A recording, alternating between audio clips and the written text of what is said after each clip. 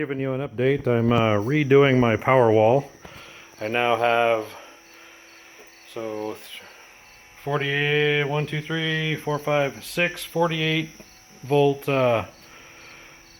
Chevy volt batteries.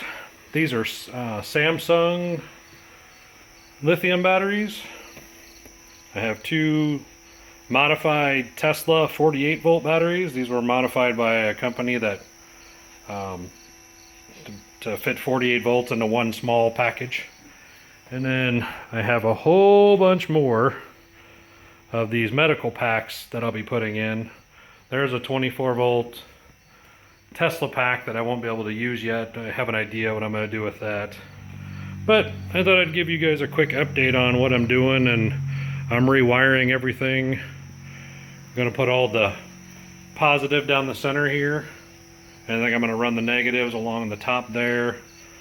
Fuse everything, or put breakers all along here for every single battery pack, so they're all protected.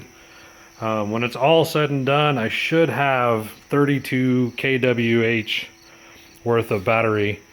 And these two inverters, they're single phase, 120 volt, 1 kilowatt a piece. I usually run them starting at about 4 or 5 in the afternoon, and they run till midnight. I could probably run them a lot longer, but I'm not. And the other setup that I've done, mind you, wiring sucks. It's still a work in progress, but it's a 3800 watt solar edge, and in the last 2 weeks, or 3 weeks, it's made 440 kW worth of power.